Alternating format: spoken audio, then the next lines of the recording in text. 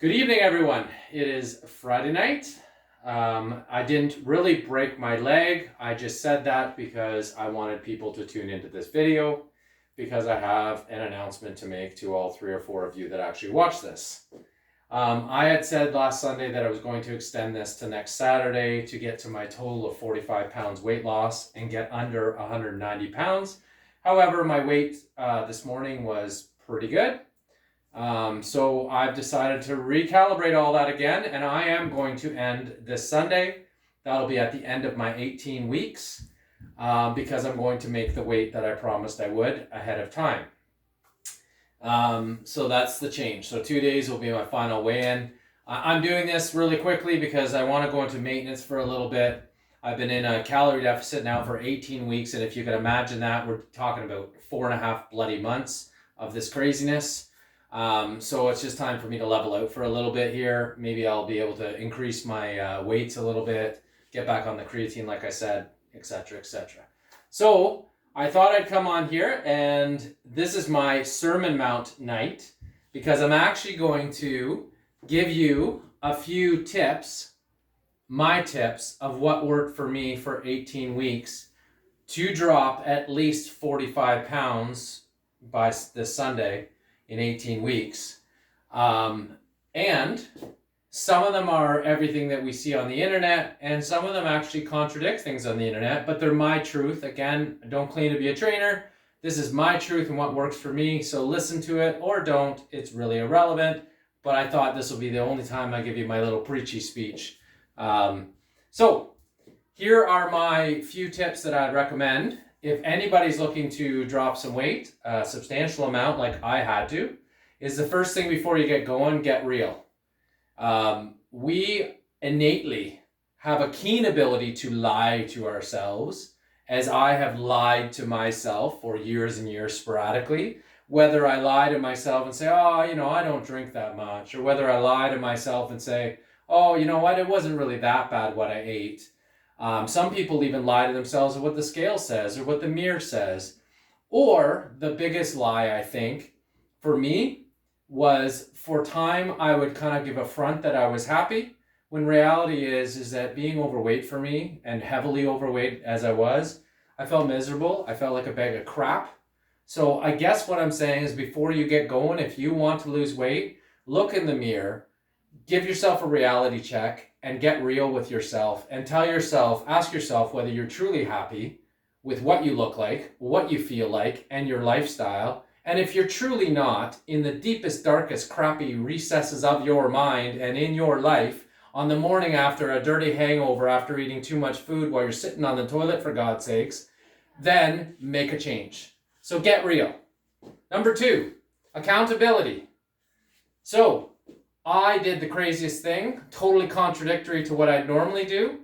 I decided that my accountability was going to be to all of anybody that wanted to tune in on Facebook through YouTube. That is not my typical mantra by any means. In fact, I rarely comment, rarely do anything prior to this, and rarely even looked at Facebook. And I'm sorry to everybody, but I didn't really look at your feeds or anybody else's. I used it for marketplace primarily, the odd entertainment video, and mostly research type of stuff. So I didn't really, I never was really the Facebook person. But the accountability that I'm talking about is individualistic. What I'm telling people is that this notion of being afraid to tell people you're going to make a big change, for me, I tried to do that closet style for too long, and I kept failing. So accountability could mean telling your friends, telling your family, telling whoever, and really by doing that exercise, you will be embarrassed if you don't succeed. So I went extreme on that, clearly. I told anybody and everybody through this social media stuff, and that level of accountability for me is what I needed, because clearly that is what worked for me, because I knew I had to weigh in publicly every week. So enough about that. Some level of accountability, though, I think is really important. The next thing I'll say, this one kind of goes against the grain of what people tell you, is people say, listen to your mind, listen to your body, when you're working out. I say that's a crock of shit. I guess I'm not supposed to swear probably on this, but that is garbage. The reality is that listening to your mind and your body is what got you in this state of affairs that you're in before you started this. So it's time to stop listening to your mind and your body. It's time to start having a different dialogue with yourself, because your body's going to say you can't do it. Your body's going to tell you that you're starving. Your body's going to lie to you and play tricks on you. And your mind, like your body, is also used to a sedentary, crappy lifestyle. And they're going to work together to try to circumvent all of your efforts. So quit listening to your mind and your body until such time as your mind and your body catch up with your actions. And I'm telling you, that takes weeks and weeks and weeks. My mind and body are just finally starting to catch up with the reality of what I'm doing to it. And now they're starting to be on page. So finally now I can listen a little closer to my mind and my body. But I'm telling you, forget what all these idiots tell you about listening to your body and don't push too hard. No, push hard. Do not listen to the lies that your body and your mind together will tell you. Okay? Number 4, know this. This is something the social media and all these people that are trying to sell you something will tell you contrary to this. Know that this, what you're going to do, is going to be hard as hell. This is not going to be easy. This is not a quick fix. This is not me selling you anything. I'm telling you, this was hard. You will be hungry. You will be tired. You will feel like not doing it at times. My worst day, I actually stripped all the weight off the bar one day while I was in the middle of my workout because I told myself I couldn't do it. I felt nauseous. I felt like I was going to pass out because of lack of food. And I pulled all the weight off while I was on a squat day because I hate squats and legs. And I actually walked out of the gym. And by the time I walked out, I had changed my mind around, walked right back in, put the weights back on, and continued to work out. It's going to be hard, people. So quit listening to people that tell you it's going to be easy, because this is why we give up. Because we don't believe it's going to be hard. Start telling yourself it's going to be hard. You're going to be hungry. Okay? Now, the next thing is I'm going to suggest to you, contrary to what a lot of people say, some people say, oh, you need to cheat every week. You need to have a cheat meal. Some people go so far as to say it's a cheat day. I'm here to tell you, for me, minimize your cheats. There's lots of reasons for that, and I'm going to tell you a couple. Everybody knows that's been watching me. I have had 2 cheats in this entire 18 weeks. Now, I'm not saying you have to be that rigid, because that just about killed me. But here's the reality of your cheats. When you cheat, your scale is going to respond in 2 ways. If you cheat all the time, maybe your scale doesn't go way up. So you're going to say to yourself, hey, the cheat was just fine. I'm going to cheat again. And you start shrinking the time of non-cheats in there. So it's a lie again that your mind will tell yourself. The other reality is that chances are your scale's going to leapfrog into garbage, and all your hard work is going to feel like it's in vain, and it will take you the better part of a week to bring that number back down. So it's counterintuitive, and it will actually probably make you feel like garbage by having too many cheats.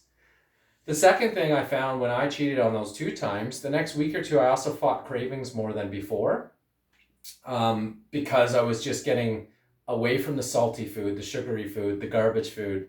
And by eating that, I actually craved it more. So it didn't actually alleviate my desire to cheat. It actually increased my desire to cheat. So I'd minimize it for that reason too. And the last reason is, when you cheat on your food, your body can't take it because you've been good for so long.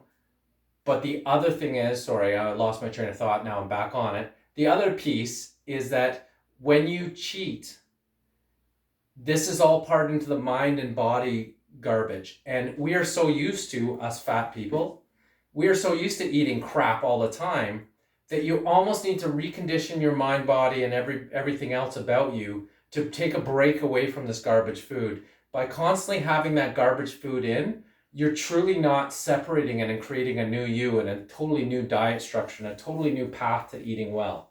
So I recommend, for people that have a lot of weight to lose, avoid the cheats as much as possible. Quit reading stuff on the media that says cheat every week, okay?